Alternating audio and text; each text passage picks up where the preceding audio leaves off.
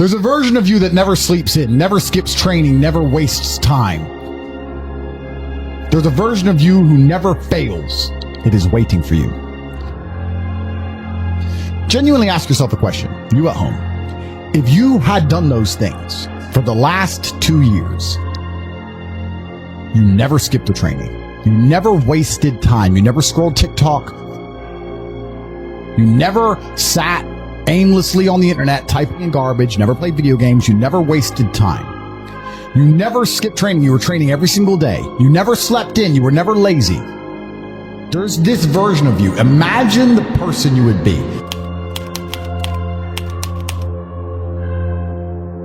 Genuinely imagine what you would look like. Imagine where you would live. Imagine the car you would drive. Imagine how much your woman would respect you. Imagine the love you would see in her eyes when she looks at you with adoration like a king. Imagine your existence. That person is waiting for you, and the only thing that's stopping you from being that person is your monumental laziness. You can have it. The universe is very giving. It will give you anything you work for. I've never seen somebody try for something with all of their might and not get it.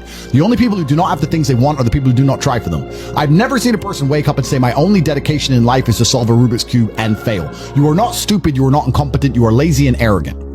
It's extremely important you understand that that person is waiting for you, and you are declining that version of yourself. In the multiverse, in the many different versions of the universe that exist, there is a version of you that does those exact things, and he is a greater person than you can even fathom. You can transform yourself into that guy. You can be a top G. That's exactly what I did. I knew who I was going to have to end up being before I became that person. My brother and I are not from rich families. We are not from advantaged beginnings, but I knew I had to be a big, strong, fighting billionaire. That's what I knew I had to be. Discipline is the key to success. If you cannot force yourself to do something you don't want to do, how are you ever going to put yourself through the suffering required for greatness? If you cannot force yourself to train when you do not want to train, if you cannot force yourself to work when you don't want to work, or force yourself to eat right, how can you possibly ever become a monumentally successful person if you cannot control yourself long enough to do what must be done as opposed to what you feel like doing? A man must do what he is supposed to do irregardless of how he feels. That is the key component to masculinity, is discipline. If you do not have the discipline to dedicate yourself to anything, you are going to fail and be crushed by the people who can. If you only go to the gym when you feel like going to the gym, you're never going to be as strong as the people who go to the gym when they don't feel like going to the gym. That is a reality of life. So, I train every single day. I've actually heard from some people saying, you overtrain. And I explained to them, one, I don't believe in rest. I'm not you. I'm not pussy, and I'm not broke like you are, Mr. Fitness Trainer, standing around the gym teaching people for $50 an hour.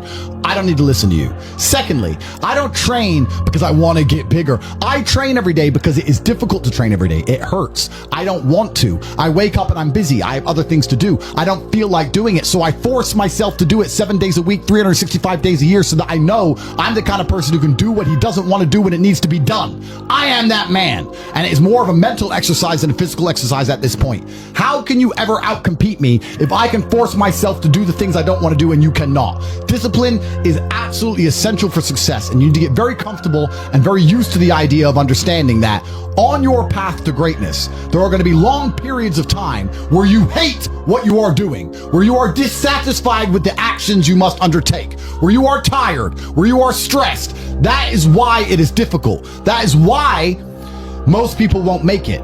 If the path was easy, everybody would walk it and it would lead nowhere. 100 people start the path, 99 fall off because it is difficult, and the one person who makes it to the end gets the gold. If all 100 made it to the end and the gold was divided by 100, it wouldn't even be worth anything. The difficulty gives it value. The fact that it is difficult to do is the key component into the fact you want it in the first place. If it wasn't difficult, everyone would have it and you wouldn't want it because no one would respect it. It's supposed to be hard. Life is supposed to be hard. You're supposed to think this is terrible. You're supposed to suffer and smile through the pain regardless. Discipline is the key to success in all realms as a man. And if you lack it, you stand no chance. You can give most people a roadmap to success. You can give them a Ferrari with a full tank of gas, and a lot of people still wouldn't make the destination because they would say the drive is too far away. quitters. They don't have the discipline. You can tell them exactly how to do it. You can give them the mechanism to get there, but they don't have the discipline to complete the drive and end up at the destination. That is the majority of Earth. This is your competition. People who, even if they are told what to do and people tell them exactly how to do it and help them do it, still quit, still fail because they lack discipline. Even me, with my monumental powers, I can't make a quitter successful. It doesn't matter how good I am. It doesn't matter how easily I make it for them to succeed. It doesn't matter how compendious and concise and powerful the real world is. It doesn't matter how much I text them and motivate them, how many emergency meetings I do to try and talk to them and hype them up, how much motivation I give them. It doesn't matter what I do. If they are a quitter, guess what they're going to do? They're going to quit. No matter how simple the map is to read, no matter how fast the Ferrari is, somewhere along the drive, the sun's going to get in their eyes, and they're going to sit there and go, I don't like this, this is hard, and they're going to quit. Quitters are the number one type of people that nobody can help. If you're a quitter, I can't help you, life can't help you, God himself cannot help a quitter. So if you lack discipline, you lack the very basic building block to any type of success which exists on the planet. By every single metric which can be measured with science, you are going to stay a loser and a failure. So you need to pick the low-hanging fruit first. And the starting block to all of these things is your body. I believe if you lift, stretch, move, improve your body, try and train MMA, learn how to fight, get stronger, get bigger muscles, it's a fast track to self-discipline, which will carry over into all other endeavors. And I would argue that is nearly impossible. In fact, how many people can say the gym saved their life? How many people do you know were depressed, started training, got in fantastic shape, and weren't depressed anymore? It is very easy. The low-hanging fruit is your body and upgrading your body. That is the easiest struggle, which is never going to backfire on you and never going to be a negative towards any other facet of your life. And when I look at men who are physical specimens, I think everyone naturally does this, but I'm going to openly say it. I respect them differently than I look at men who aren't. I have a different level of respect for them because they show me they have discipline. They show me they have motivation. They show me they're capable of doing difficult and hard things. Those are the kind of people I trust. They're not afraid of struggle. They're problem solvers. People who train are problem solvers, and you need to become one, and you need to become very, very adept at solving problems pretty quickly. I actually find it amazing that there's people out there who aren't in perfect physical condition. Guys, let me tell you all a newsflash. If you eat right and you train hard, you look good. Yeah. It's like a biological certainty. It's almost impossible to be fat and look bad if you eat right and train hard. Your body will react and give you exactly what you want. So why don't you all look like superheroes? Do you not understand how intimidating that is just when they look at a group of people and they all look like superheroes and they can tell they're all disciplined, all hardworking, all dedicated, all physically strong? The struggle is what's beautiful about it. That's the most important thing. That's what you have to understand. The key is to keep training. If you train hard every single day, you don't have to worry about a little bit of vitamin C. It's true. If you don't train and you don't smoke, you're still going to be a pussy. Yes. The answer is always hard work. As soon as you are granted life, you are guaranteed death. What you do in between is up to you. You are all conscious. That could end tomorrow. That could end in 100 years. But the time between the beginning of your consciousness and the end of it is completely up to you. Training is never the wrong decision. If you are free, you should train. If you are rich, you should train. If you are poor, you should train. If you smoke, you should train. If you don't smoke, you should train. If you drink, you should train. If you don't drink, you should train. You cannot escape that hard work is always the correct decision. There is no time in any scenario when working hard is going to be the wrong answer. You should always try your very best in all things. I always knew the answer to everything is raw action. The answer to everything has always been raw action. My dad had a tweet about this. He said that raw action solves all. So when I was broke, I was never like, I'm poor, what do I do? It was, I'm poor, I have to do something. If I was broke, I'd go for a run. That's why I was such a great fighter. If I was broke, I'd sit there and go, I'm actually poor. How do I make money? Dunno. Where can I get some cash? Dunno. What work can I do? Dunno. I'll just go for a run then. And I just go for a 3-mile run. You just have to say, well, I have to do something. I can't just sit still and die. A lot of people are happy to just sit still and die or go to sleep and take a nap. Well, if that's what you want to do, then you can say a loser. That's fine. I'm glad there are losers because if everyone had Lamborghinis, my Lamborghini wouldn't be fun to show off. I need you to look at it and feel the deep pain in your heart of regret and failure. That's the whole point of it. I need to drive my Bugatti and everyone be looking at it going, I'll never have one of those. And I can get all their energy and feel it all, and it makes me happy. Fantastic. So you can sit at home and do nothing. But when I was poor, I had to go for a run. I couldn't sit still or lift weights or do something. I couldn't even sleep. So raw action solves everything. And I understood that at a young age. But as you get older, you get to look back and you get to put your whole story together, the whole tapestry together. I knew I wouldn't stay poor. Did I ever think I'd get this rich? Well, I never said I wouldn't, but did I ever think it would probably happen at this level? No, but it's amazing how the compounding interest of just endless raw action adds up. I've never had a lazy day. I've never skipped work, never missed an email, never had a day off, ever. You name if you were to go through the last 3 years of my life, you will see that there's never been a day where I wasn't doing what I was supposed to do. And it all just adds up, and then monumental success comes and you get to laugh at everybody else, ha ha ha, and life's great. I find it amazing that I speak to people my age and I say, in my 20s, I spent maybe, I don't know, let's say 3 hours a day. What's a decade of 3 hours a day? Let's say 10,000 hours. I spent 10,000 hours in the gym training. You're the same age as me. What did you do with those 10,000 hours? And they can't even tell me what they did. What did you do? Watch TV, go out, go pub, sit around, sleep, nap, chase women? What did you actually do? We had the same amount of waking hours and the same amount of minutes. I know where 10,000 hours of my minutes went, and that's why I'm the champ. That's why I have 4 title belts above my bed. That's how I spent my 10,000 hours. Tell me what you did with your 10,000 hours, which is equal to, comparable to, or superior than how I spent my time. And they can't even name what they did with any of their time. They're like, don't know. Yeah. So if you're 16, you need to be using every single waking minute towards things you're going to remember. You're going to remember training. You're going to remember working hard. You're going to remember trying to make money. You're spending your life and wasting your time doing things you're not even going to be able to recollect in a few years. You're going to wonder why you fall behind the people who don't waste time. Time is the ultimate currency. Time is money. Time is also strength and power and networks, connections. Time is everything. You can convert it. It's like malleable. Time is like Play-Doh. Yeah. You can turn it into anything. You can turn it into muscles if you go to the gym. Turn it into fighting prowess if you go to the fight gym. But people have all this time and they just mush around with it. And then they're like, don't know why I'm failing. I wish I was successful. You shouldn't wake up and say, how happy am I today? How does that affect how I act? That's not how I operate. I wake up and say, what must be done? What will allow me to be proud of myself? What will allow me to achieve? And those things will be done regardless of how I feel. And that's how the most successful people on earth all operate. The most successful people on earth don't only do things because they feel happy about doing them. You are truly disciplined when you have so much belief in the importance of your actions that the rest of the world feels like an unnecessary distraction. Why would I want to have fun when I can work instead? I can be proud of myself for doing what was hard as opposed to entertained by doing what was fun. Proud is larger than fun. People like this are impossible to beat. Pain is an extremely important part of the equation. Pain is the elixir of success. When people say this bad thing happened to me and I'm suffering, I say good. It is pain which is required. It's one of the elements in the chemical reaction. And the chemical reaction requires 5 particular distinct compounds, and you have 4 and you're missing 1. It simply doesn't work. Pain for a man is one of the most important elements in becoming successful. Batman is Batman because they killed his parents. If they did not kill his parents, he would not be Batman. You're supposed to suffer. You're supposed to take that pain. The worst thing that can happen to you as a man is you live a life with no pain in it. To be born into a rich family and have a nice, easy life and be given money, and you not have to go to the gym and not have to train because you have bodyguards and sit around like a fuck up. You're going to be miserable and unhappy and a drug addict buying prostitutes. You're only going to have women who adore you. You're only going to feel confident in yourself and feel happy when you've been through hell and come out the other side. The pain is required. And you'll often notice that people who are better than you are people who have suffered more than you have suffered.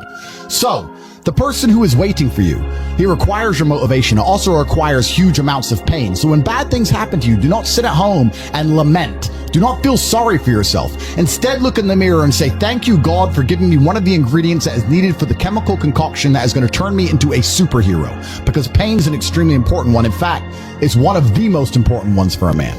And the reason perhaps you're happy now is because you have more respect for yourself because of the decisions you're making. And you have self-respect. Yeah. And I think that a lot of men, even if they have self-respect, if nobody else respects them, they're struggling. I have no interest in being happy. I wake up and say, how can I be proud of myself? What can I achieve that makes me proud of myself? How can I do things that make other people respect me and are proud of me?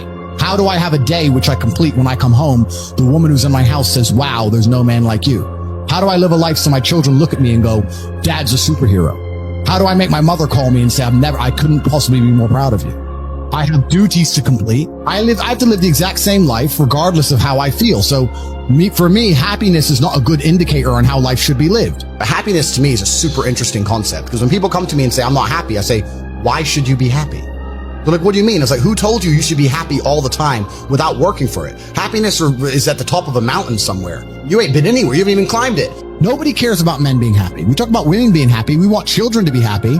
If you look at a full-grown man on Christmas morning, he's smiling because his wife is smiling. He's smiling because his children are smiling. Nobody even buys him anything. What do they buy the dad? Socks? Nobody cares about men being happy. So why do you as a man care about you being happy? That's how you're going to fall into these traps.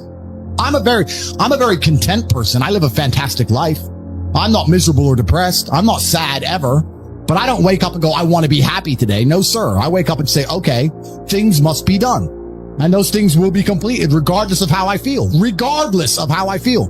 Happy or sad, the push-ups must be done. It's called duty. It's called honor. It's called pride. So I'm asking you why you don't have them. You could be a genuine force for good in the world. And you know what's funny? The funniest thing, the most ironic thing about all of this is that if you don't prioritize happiness and you prioritize feeling proud of yourself, you end up happy by extension. I'm happy because I'm proud of myself because I have a fantastic life and mansions and supercars and money, most famous man in the world, thousands of love letters a week from beautiful women. Of course I'm happy, but I didn't ever choose to try and be happy. If I would have chosen to try and be happy, I would have never ended up happy. Happiness is the number one thing that must be earned. And I'll tell you that my happiness is based on very real world achievements. I couldn't be happy if I was broke. I couldn't be happy if I was obese. I couldn't be happy if I was lonely. I couldn't be happy if I wasn't respected. I couldn't be happy if I couldn't whoop a dude's ass. I couldn't be happy in those scenarios, so I made sure none of them scenarios came true. I have earned my happiness via hard work. It's the top of a mountain which I have climbed. I deserve it. I deserve to go to sleep with a smile on my face. Yes, that's what I can deserve. And every single guy who hasn't got it probably doesn't deserve it. The universe is very giving and very fair.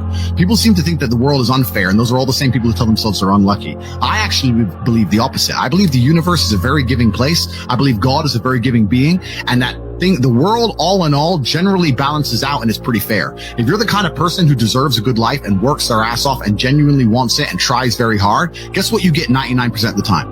A good life. And if you're the kind of person who doesn't really deserve it, slacks 3 days a week, a little bit lazy, snakes his friends, talks behind people's back, blah, blah, blah, guess what? Your life ain't all that good. The universe is pretty fair and pretty balanced. I've yet to meet somebody who gets up every day, does what they're supposed to do, works hard, goes to the gym, then goes to work, does their best, makes their money, looks after it, is sensible, doesn't blow it, etc., who then fails. I've never met anybody who fails when they do all the right things. The universe is a very fair and giving place all in all. There are very few exceptions to that. So when I see somebody who doesn't have the success they want, especially when I see, let's say, a group of people who don't have the success they want, there's no way you're all exceptions to that rule.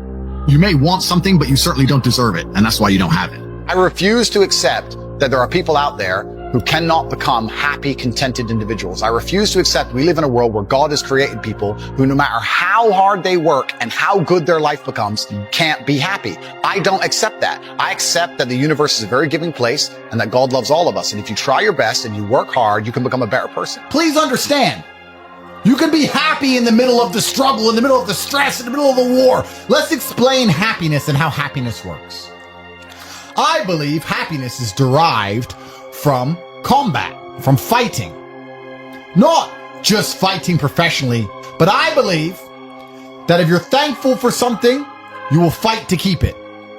If it's your six-pack, you'll do training to keep it. If it's your girlfriend, you'll try and keep her happy. Fighting to maintain and retain or gain and obtain shows genuine appreciation. When you're happy for something, you fight for something.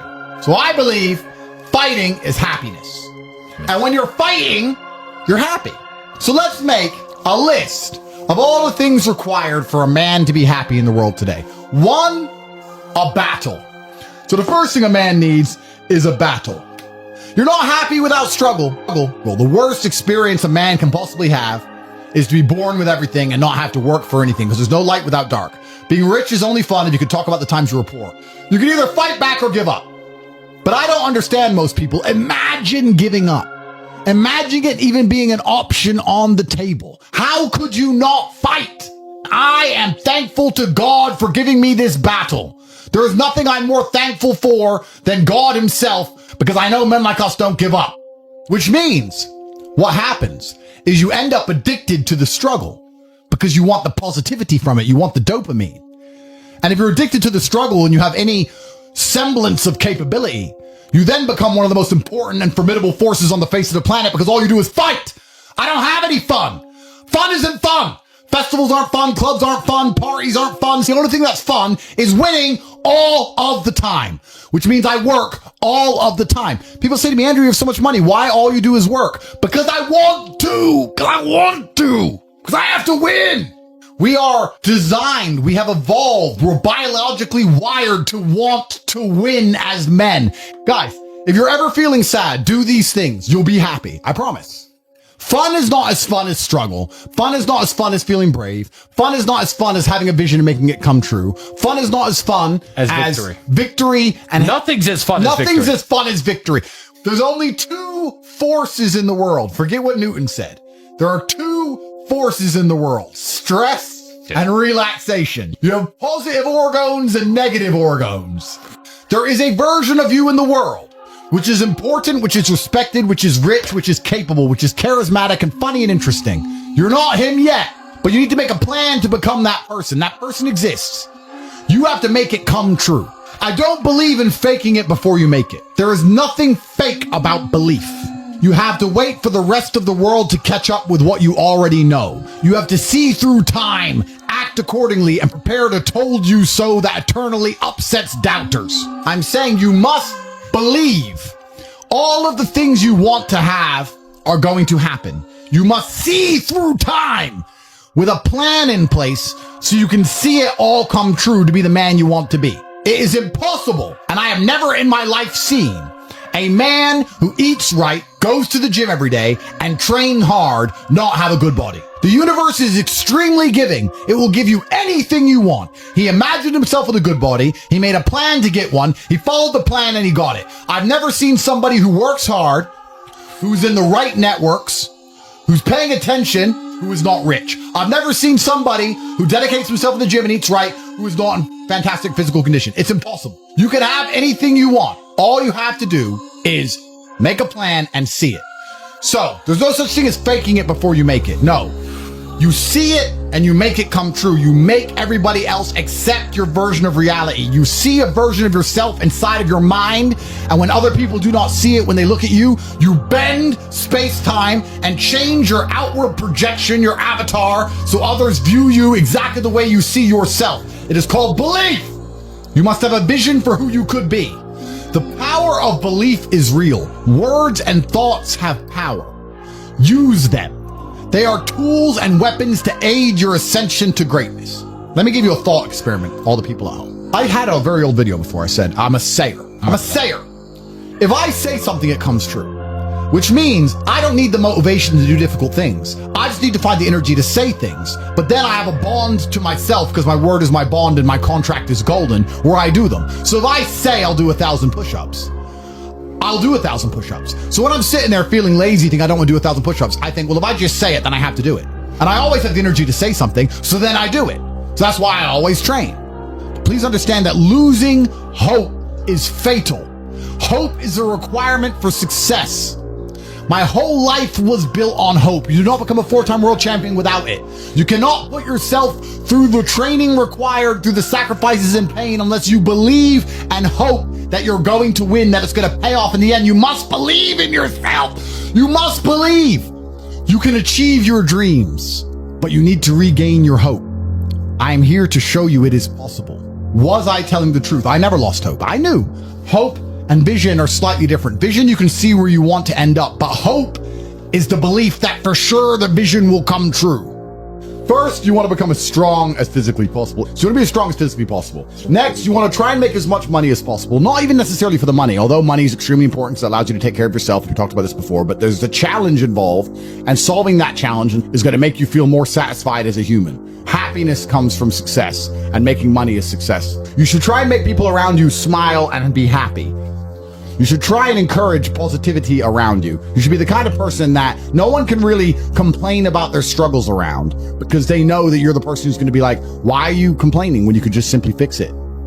especially successful people. Successful people are uninterested in stealing because we'd rather everybody win and keep the friendship and keep the network and keep the positive orgons and keep the good karma than make a little bit extra money. So it's amazing what you see in the world. And if you become a person who is happy and successful and can take care of himself and adopt struggles, you're going to start finding those other people who do the same thing, and then you're going to build a network and become fantastic. If you lack somewhere, excel somewhere else. Counter your weaknesses by honing other capabilities. If you're ugly, become filthy rich. If you're poor, be as strong as an ox. Life is unfair. The primary focus of your energies is to balance the books. And there's two different ways you could interpret that. You can, obviously, increase the attributes that you are lacking. If you have the ability to train, because a lot of people don't. Some people are born without arms and legs, but you, with 2 arms and 2 legs, are sitting at home jerking off the hub, flabby and fat.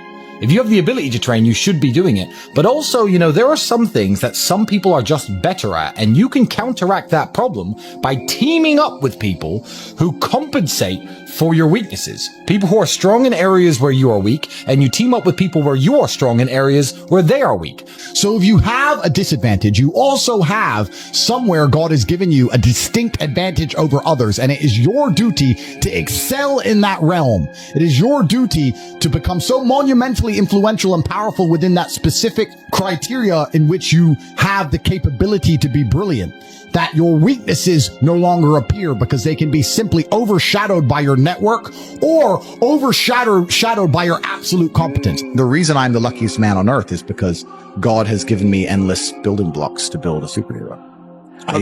He's given me endless power. He's given me endless motivation. What do we say? Yeah. He's given me I have endless sources of power. I can sit here right now and recall events that will prevent me from sleeping for 2 to 3 days.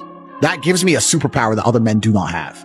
They want to go to sleep. They're tired. I can stop being tired for days at a time. I can just have a thought. I can remember. I can sit, close my eyes, and use the power of my brain to vividly remember events, and I will not sleep for days. And when people come to me and say, oh, this happened, I'm really sad, or my heart broke, or this bad thing happened to me, I say, good. Thank the Lord that he's given you this endless source of motivation. You're wasting it. Yeah. That's your problem. But it's been given to you. Nitrous oxide has been given to you. You just have to use it in the correct way. So I'm the luckiest man in the world because all the bad things that happened to me have given me all the building blocks to become the most fantastic man on the face of the planet. I think everybody on the planet has something to prove. If you walk through life and feel like you have nothing to prove, then you're a loser. If you wake up each day and go, I don't owe anybody anything, I don't have to prove anything to anybody, then you are a loser because you are absolutely not incorrect. You must prove yourself to other people. You must prove yourself to your bloodline, as we just discussed. You must prove yourself to God. God hates the lazy. He can't stand them. If he gives you all these genetic dispositions and these natural God-given gifts, if you have 2 arms and 2 legs and you can think, and you're not trying your absolute best, that's the reason you're not lucky. He doesn't like you. He likes the people which show him the beauty of his own creation. He likes to give somebody building blocks and them to build something amazing. It's the best thing about being a man. You get to build who you are, right? You can decide if you want to be a funny comedian or a musician or a kickboxing world champion or fight the Matrix. You can decide whatever you want to be. God loves to see that. Those people, for some reason, seem to be enormously lucky, right? The person who goes, I don't have to prove anything to God. I don't owe all of my ancestors any effort. For 5,000 years, people were dodging saber-toothed tigers and catching the plague and running from Genghis Khan. I don't owe them anything. Don't owe them a thing because I want to play video games. These people are losers. I wake up every day with something to prove. I have hundreds of millions of dollars. I'm in fantastic shape, 4 times world champion. I will have to be braver. I must try harder. All I do is prove myself. So when I hear people go, I don't have nothing to prove, then you're a loser. Peasants have never felt like they needed to prove anything, but kings felt like they needed to go and conquer land. Isn't that it's coincidental that the king, who already had it all, felt like he needed to go to some far-flung land and conquer it and take it and prove he's the king. But the peasants, I don't have to prove nothing to nobody. You're a loser then. You're a dummy. I absolutely and utterly completely have everything to prove to everybody all of the time. That's who I am. I will prove anything to anybody. If I sit and say X, I will prove it. If you never make a mark on the world, then you effectively never existed. And when you're gone, nobody will care. And that's very important because you have a duty to your ancestors and you have a duty to God. So you must make a choice. And this is genuine choice to you people at home. Do you want to live in obscurity forever and be invisible and not matter? and have an easier life, I would argue that it's not easier, because in your heart and in your soul, you're going to feel guilty knowing you could have been something you're not. Or do you want to try your absolute best and struggle and suffer every day of your life paying the rent for all of the amazing things around you? We pay endless rent. We pay rent for our bodies. We pay rent for our relationships. We pay rent to keep our kids. We pay rent to keep our business. We pay rent to keep our freedom. Every single day is work to pay the rent. It's absolutely never ending, and you have to make that choice. So if you have a pen and paper in front of you, you need to decide. Do you want to be invisible with a lower rent bill, or do you want to be important and work hard and suffer to make sure that the rent is paid? It's a choice you must make, and it's binary, and you must be extremely dedicated towards the decision you finally make. Another thing that's going to give you a lot of motivation and power as a man is helping other people. It's inside of the masculine imperative to provide and to protect. If I love a woman, I want to protect her. I want to give her things, and I want to make sure she is safe. This is how I feel naturally. It's my natural inclination. Another thing you should be doing is trying your very best to help people, to give to other people. You have enough money to give some away. You have enough time to take 10 minutes out your day and help somebody who is worthy. Don't be used by users and losers. A lot of people go through life with a very average attitude, and they wait for their one big break. But you have to build your big break, and you're going to do that with 1,000 tiny victories. By constructing the correct mindset, you can be in the exact same scenario you're currently in, living the exact same life with a different mental model in which you view the world, and you will not only feel more powerful, you will be more powerful, you'll achieve more amazing things, you will be greater, you will be happier, with the same car, the same woman, the same house, the same income, the same everything, but your mind changes the lens in which you view the world. Lenses change things. Rose-tinted glasses, perhaps dark glasses. You can put glasses on, change the lens, and you can view the world differently by changing how your mind is constructed and put together and the way you view the world. That is the point of mental Aikido. So how do you find happiness? Happiness is in struggle. The struggle and the size of the struggle you're facing, along with how important it is and how important you feel it is deep in your heart, is directly correlated to how successful and how happy you're going to feel all of the time. Struggle is extremely important for a man, and you should be looking to inject struggle into your life permanently.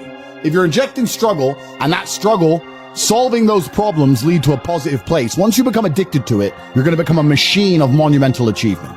There are some very simple basic things you can do. Weight training, chess, having debates, trying your very best to take care of your mother, retire her, make sure that your people who you love are taken care of. You need goals and resistance and something to fight against to live well. Because the distance between pain and joy is what we experience. If you only have joy all of the time and no pain, you are not going to be happy. As a man, you need to have struggle in your life. And I want you guys to actually sit and think, what struggle are you going through daily? What struggle are you undertaking? What struggle are you trying to overcome? Because you should make a list of them. I can know for myself, every single day I wake up and I train physically. Every single day I have to go through X amount of physical pain when my day begins. That is a struggle that must be completed. Then I must try and keep my massive empire online, see my children, take care of everybody. There's struggle involved. My life is difficult. Difficult lives are fulfilling because we used to have to hunt and fish and go out there and go through difficulty to survive. And I often see that when I speak to people who are too comfortable, they end up being unhappy. Yeah. You can't entertain yourself to happiness. You must earn happiness. You must climb a mountain. You must struggle yourself to happiness. That's extremely important. There must be physical, mental, social, creative, some kind of spiritual struggle. And those things being satisfied is what's going to satisfy you. People are afraid of accepting there's a problem because then they know they have a responsibility towards fixing it. Yeah. And they don't want to do anything, one, because they're lazy, and two, because they're afraid they might lose. So they'd rather pretend there's no problem at all. And I think I often say to people in a lot of my videos about a lot of other subjects that it's not always the winning and the losing. It's the fighting in the first place. And there's plenty of men in history you remember who ended up losing in the end. Napoleon, for example, who still fought, which is why they mattered. It's not, if you're only going to fight when you're guaranteed to win, then no bravery is required. And you have to fight so that you can look back on your life and feel happy that you tried to do something when you knew it was going on before it was too late. Forget about the winning and losing for now. Focus on the fight. Most of the important things in the world have been accomplished by men who kept fighting when there seemed to be no hope at all. I heard it during a boxing match, and I think it was between Evander Holyfield against some guy who's not nearly as well known. And Holyfield was losing, and then he starts swinging, hitting the guy. And the commentator said, "Suddenly the champion returns with initiative and vengeance." That's a good slogan for life. You should wake up, look in the mirror, and say, "Suddenly The champion returns with initiative and vengeance. That's a good way to start your day every single day. Yeah, it is. Initiative and vengeance to become the best possible version of yourself. Well, I think that initially fighting is always the best thing you can ever do. Especially it's the best way to spend your 20s because you heal superhumanly. You heal like Wolverine. And I can't think of a better use of that superhuman healing ability besides fighting. And it's going to teach you everything you need to know about personal accountability and hard work and overcoming fear and dedication and discipline. There's so many lessons to be found inside of fighting. And plus, it's the most respected sport on the planet. And I think that you'll learn more about yourself and more about life and more about the realities of how the world works if you're a fighter. So I think that's what's so fantastic about it. All of my wisdom and all the things I say doesn't come from books. It comes from life experience. And a lot of my life experience is the brutal realities of violence. So people say, oh, Andrew's so smart, Andrew's so wise, Andrew knows so many things. I've learned all of that simply through fighting. And if you're a warrior in life, the arena may change, but the battle never ends. It's just never ending. And you have to get used to fighting. You have to get used to being under pressure and under stress all the time and being the kind of person who can perform and smile anyway. And I'm glad I spent my 20s training because I can't think of something else. Alternatively, you can go out there into the world, try and implement your mark on the world, work hard, try to get rich, more money, more problems. You can try and start a business, the stress of that. You can lose your girlfriend because all you're doing is working. This is a new level of stress, a new level of trauma, but at least you'll be a somebody at the end of it. As a man, there is no easy life. Your life is not about being easy. Your life is not about being happy. Your life is always going to be difficult. All of the pain you feel, all of the sadness you feel, you're supposed to feel as a man, and you have two effective binary choices. You either go through the suffering and go through the trauma and go through the hardship it takes to be a man of value, or you suffer eternity as a nobody.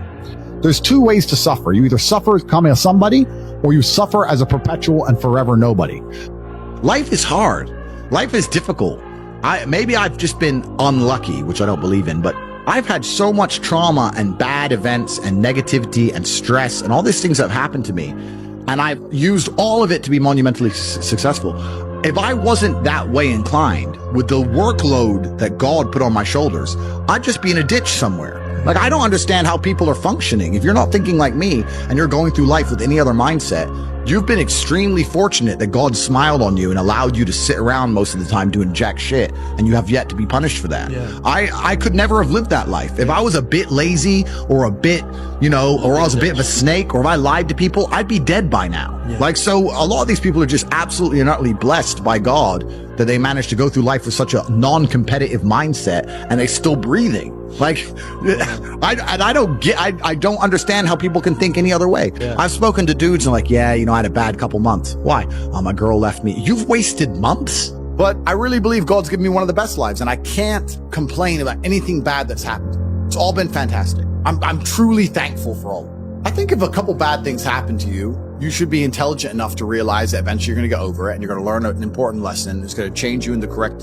direction. And Allah's the best of planners, and he knows what you need to learn. I think that as humans, especially as men, we only learn the hard way anyway. There's two ways to learn a lesson, the hard way and the hardest way. There's no easy way to learn a lesson. You have to learn the hard way. So God gives us lessons via difficulty. He thinks you need to learn this about yourself or this about other people. So I'm going to give you a difficult time so you can learn your lesson. Because if I told you, if I just said, hey, Andrew, this is how the world works, you go, yeah. But when I show you, when you feel it, my fight coach used to say, you have to feel it to believe it. That's why if he was teaching low kicks, he'd kick your leg off. Because you don't believe in the power of a low kick. You don't believe a low kick can be so devastating unless you've felt it. You have to feel it to believe it. So God will give you a difficult time so you learn your lessons. And the lessons are very important for you to be the person who you need to be in this life. He's the best of planners. And I'm thankful for all the lessons he's given me. He's bestowed knowledge upon me. How could I not be grateful to God for making me so intelligent and wise and the ability to look into things so deeply and come up to the right decision and basically predict the future perfectly? You have to have difficulty happening to you all the time. So when you sit and say, I want an easy life, what you're saying is you're a dummy and you want to be a dummy. You want to stay a dummy. I want an easy life. And I don't want anything bad to happen to me because even though it will teach me lessons, I'm too big of I can't handle the emotional pain. I can't handle the stress. I don't want to be a dummy. I want to be smart. If I want to be smart, then hurt me. I just know that I become a more formidable, more competitive version of myself after every single bad thing that's ever happened to me. It's one less thing to fear. It's one less thing to be worried about. I've done it before. all of the wisdom I have, all of this knowledge I speak, all of these things I say have been learned through basically difficulty of life, through professional fighting and being poor and all bad things happening to me and struggle. All of my lessons have been bad things, bad events, bad scenarios, bad situations, pain, suffering, anger, resentment. All of these horrible emotions are how I've learned everything. So I thank God for giving them to me. And anyone who wants an easy life wants to stay a dummy. What do you learn if you just get money, you buy a crypto coin, it blows up, you get some money, you go to some restaurants? What do you learn about anything? You don't. Completely. And then the thing that's so interesting is that the people who are choosing the safe option is actually choosing the most risky option. So you're not taking a safe option. You're taking a coward's way out, and it leads to exactly where a coward's way should lead. Cowards in the end do not get to enjoy the shade of the olive tree, because unless you fought in the arena, unless you've been a gladiator, you never get the peace of mind and peace of heart, which is afforded from bravery. So if you choose the safe choices in life, thinking, oh, I'm going to take the safe route, you don't end up anywhere safe. The safe option doesn't work anymore. You need to take risks. You need to try and start your own business. You need to go all in on things. You need to go wild. You need to be a man who's not afraid to stand up and think, fuck it, it's all on my back and I'm going to find a way to pull this off. Because any other way, any other option in the world today only leads to a bad scenario. Yeah. The safest thing you can do are the riskiest things. That's the now scenario we're in. Every single gamble I've taken, which was seen as risky, all paid off for me because I dedicated myself completely. And I think a lot of you at home right now, you may not be in our position, but if you're already working hard, you're already going to the gym, you're already training, you make sure that you're getting as much muscles as possible, as much money as possible, you're dedicated, you don't sleep in, you don't waste your time, you don't smoke weed, you don't play video games, you're focused on trying to become fantastic as a person. You can just ignore that girl. That girl who broke your heart or cheated on you, just ignore her. The most powerful move you can make is ignore her. Yeah, you could yell at her. Yeah, you could try and make her scared of you, blah, blah, right? That's not going to work. The powerful move is just to completely ignore her because you're on your ascent. She is likely on her descent. She likely has no intention of improving herself, no intention of becoming richer, no intention of becoming better looking. Time is against her. As she gets older, she's going to lose her looks. You're going to continue your ascent, and she's going to have to watch you for the rest of her life be the man that she could have been with that she's no longer good enough for. The best thing you can do is simply ignore her. That is the powerful move. When someone emails me and says, this has happened to me, I'm like, good. No, what do you mean good? It's terrible. How else are you going to become important? How else are you going to find endless fire to get up and struggle in the face of the competition that's out here in the world? How else are you're going to do all that with a nice, cushy life? If any man's honest with himself, think about the biggest transformative stages in your life. Think about the times you got the most work done. It was a bad part of your life. You were heartbroken, or, you lost a house, or broke, or whatever. That's when you did shit. When everything was fine, the mortgage is paid, dinner's on time, it's kind of doop-de-doop-de-doo, little by little, do a little bit of work, do a little bit of relax. But the big events come from trauma. This is it. So it's a cheat code. It's a cheat code to climb the mountain. So when I get a message from whoever and he goes, my wife left me, I'm devastated. I say, I understand. I completely understand how hard it can be to lose a woman that you've given your entire life to. And you've done so many nice things. And then because of one thing you did, her innate and absolutely insane level of ungratefulness has turned her bitter, and she now talks to you like she hates you over one thing you've done after thousands of efforts showing how dedicated you are to her. And even now that you're prepared to die for her, she doesn't give a shit about you. I understand that pain. But my answer is, good. It's still good. Now take all of that pain, and instead of emailing me, do this. And then you're going to become the kind of person that women don't leave. Then you win. Heartbreak is the most fantastic motivator on the planet. When a lot of men message me and say they're heartbroken, I think that is the most fantastic mindset to be in to achieve things. Because there is that degree of revenge, and there is that degree of vengeance, and that can only be achieved through being so successful, so monumentally important that she can't forgive you. And also, you cannot even sleep. You can't even concentrate. Like your whole mind's a mess. That's the perfect time to train. I only mention heartbreak all the time because I know it's a path every single young man goes through. There's up and down. There's rain and sunshine. You have to be that man who's going to go through it all. If you're a man who has a heartbroken, why did this happen? You have to know the why to prevent it from happening. You have to analyze the scenario and learn from it.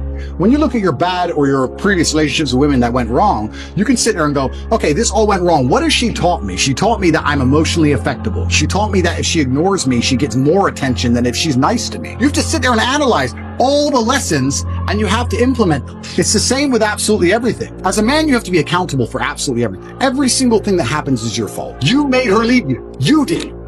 Whether you like it or not, you are the reason she became so cold. You are the reason she doesn't listen anymore. You are the reason she's so arrogant all of a sudden. You are. You may not have identified why yet, but if you identify why, then you get into your next relationship healed and understanding what you did wrong and learn from it. That's what you have to do. But most of these men don't want the self-accountability and they want to blame the women. You have to blame yourself. I actually truly believe that women in their hearts, unless they're completely corrupted by society, women just want to love and be loved and feel safe.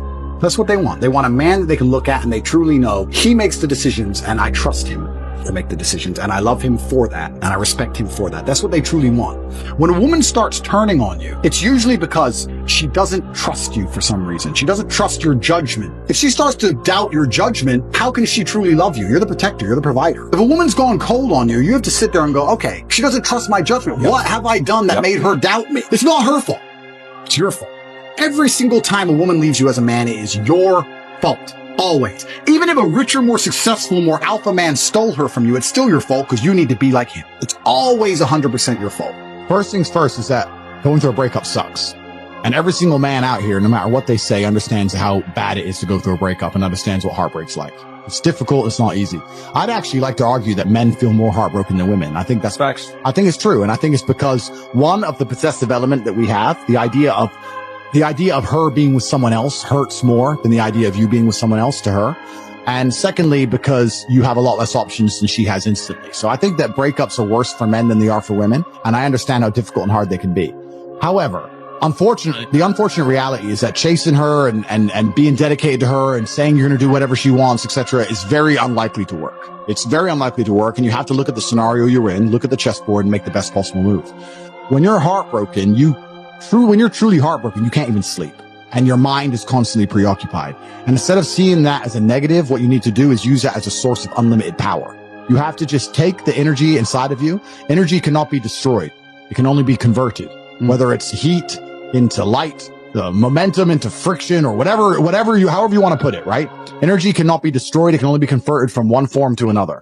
And you have to look at that and understand that the sadness inside of you is energy. You can't destroy it, but you can convert it into something else which is constructive. And you just have to suck it up, buttercup, and get over it. And there's no other way to do it. And obviously having an abundance of women makes that easier. But I wouldn't even put it that way. I'd say if you were with a woman and you lost her and you're now lonely and she's going to be moving on and you're absolutely utterly heartbroken and you're destroyed inside, I understand how difficult that is. But now you have genuine sadness inside of you, which is unlimited motivation for you to become a beast, become an animal. And by the time you're finished becoming an animal, you won't care anymore.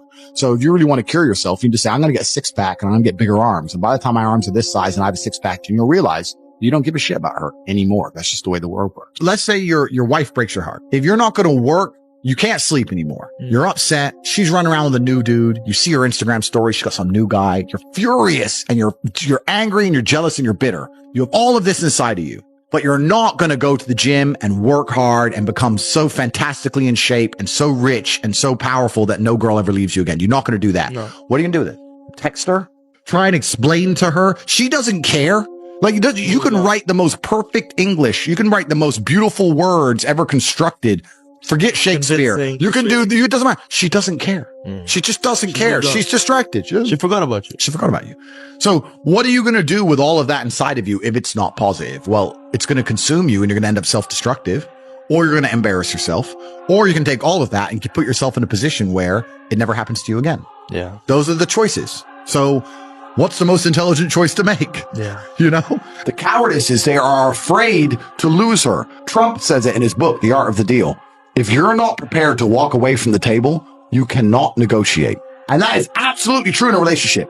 If you are not prepared to get rid of her, then what are you negotiating? If you're not prepared to say, sorry, that's the red line, goodbye, then you don't have a negotiating position. You don't have one because you'll just say, no, no, no, no, no, forever. It'll just stay forever. There has to be a line you will not allow to be crossed. There has to be, right? And so many men are so scared of losing the girl, but if you refuse, men message me all the time, I need my girl to listen to me, but I don't want to split up with her. You already lost. I was like, bro, If you're telling me there's no scenario in which you will leave her, I can't help you. Because I have people smash me all the time and they go, oh yeah, but it's easy for you, Tate. You don't care. I say, no, incorrect. I will tell you right now on this podcast, I have walked away from women I loved with all my heart and women I missed for months, but I never told them and I never text them.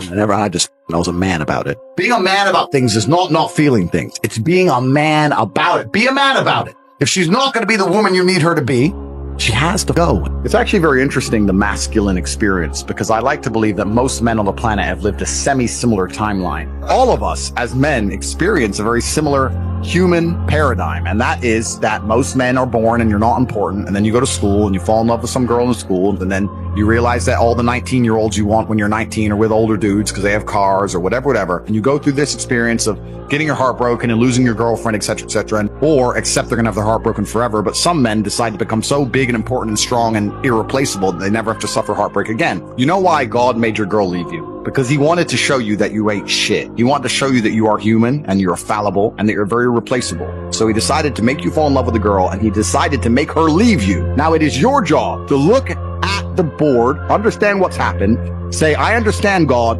I deserve that. I'm glad she left me and I'm sad, and do something about it. Because if you refuse, if you ignore God's message, next time you fall in love, guess what he's going to do? He's going to make her leave you. Every single man out here, if you're upset that your girl's leaving you, God is reminding you that you aren't worth shit. You need to get up and work so hard that even in the eyes of God, he is proud of you. God loves his creations, which show him their true potential and beauty. By getting up and trying your absolute best and becoming a man of moral standing, he will reward you and bless you. So God just broke your heart on purpose to show you that the way you're living your life and the man you are simply are not good enough. What have you changed since? Nothing. You think God's going to forgive you for no reason? You think God's going to go, it's fine. He hasn't learned his lesson. He hasn't changed. He isn't even trying very hard. He's not up early in the gym. He ain't doing nothing. It's fine. Let's just let him fall in love. No, sir. This is going to repeat endlessly. It's a cycle that will not change until you take the message from God and become the man you're supposed to be. You deserve what's happened to you. You deserve how you feel. All of it. Right? What did we talk earlier about how trauma can mold you? And trauma can be a fantastic thing. Heartbreak, sadness, these are all fantastic motivators. I'm telling you why they're a fantastic motivator. You go to a guy who's heartbroken, he has all the motivation in the world to send 300 text messages. He has the motivation. He's putting it in the wrong place. That's 300 cold emails you could be sending to someone to pitch a That's business. a lot of money you could have made. Life's going to hurt you, and how you use that pain is completely and utterly up to you. You can use that pain to galvanize yourself as a man and become a better man you've ever been. I'm not saying that I'm only successful because of some chick. I'm saying that every single time that I was heartbroken, I never wasted a second. I was never wallowed. You are feeling the same pain that many men have felt. Every man out there has had his heart broken and understands how difficult it is as a man. But the difference is, as a man, you must build yourself into a man of credibility, which means to build yourself into a man of standing, we all start in a fairly similar position. I became me through tedious, arduous, difficult, never-ending work. You are wasting your time. You don't need drugs. You don't need alcohol. You don't need parties or festivals. You don't need fun. Fun is the vector from which Satan operates. Every time you look at something which is fun, it's all just hedonistic. There's no money to be made. You don't retire your mother. You don't help the world. You don't give to charity. You don't become stronger. You don't become wiser. You don't learn anything. Next time you think of what is fun, and someone goes, guys, come, it'll be fun. Sit there, go, wait.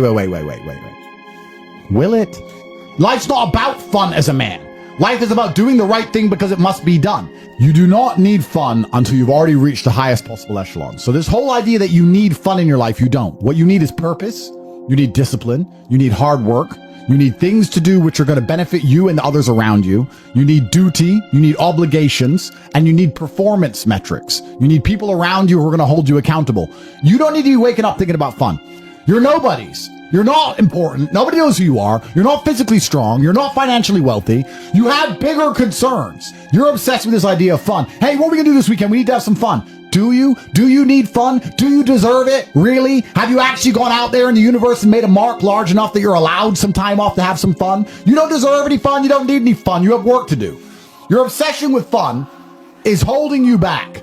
These things you think are fun aren't fun. For a man, your contentment will come from your purpose, and it will come from your competence, and it will come from succeeding objectives. It will come from completing difficult things that other people cannot complete.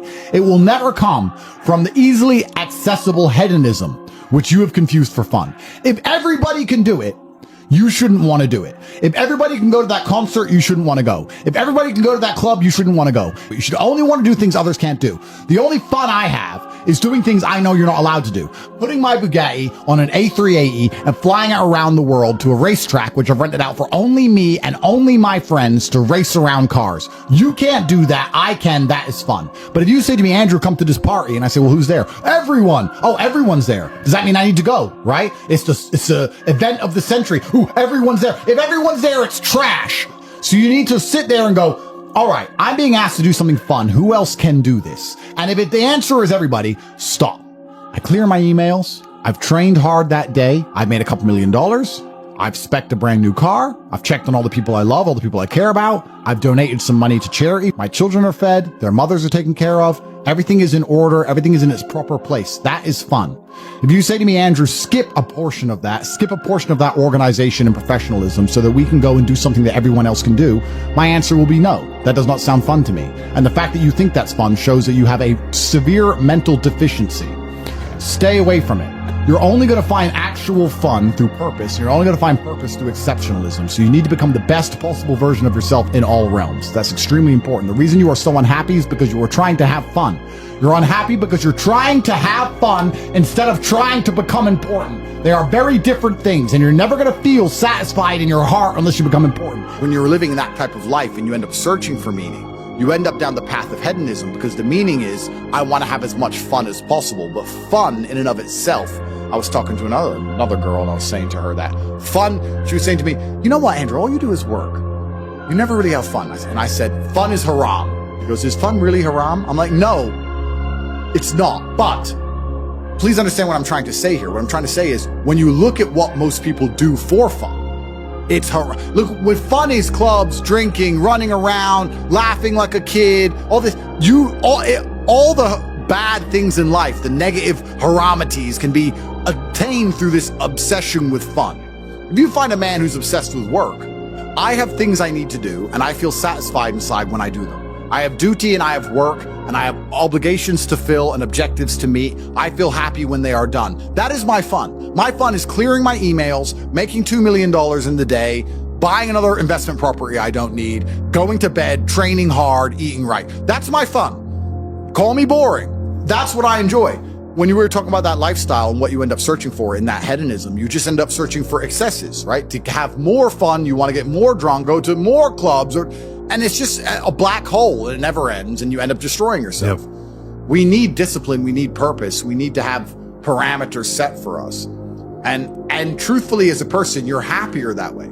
Being exceptionally regimented is fun. I truly enjoy it. I enjoy it just as much as I enjoyed because what would happen before is I'd do all my work and I'd train hard and I was always an effective person. I was still 1,000 times more effective than the average man. And then I would take 6 or 7 hours and drink and smoke and have fun and enjoy the fruits of my labor. I became extremely rich. Why not get on a private jet and have fun? But now instead of spending those 6 hours having fun, I spend those 6 hours continuing to work. And I enjoy it just as much.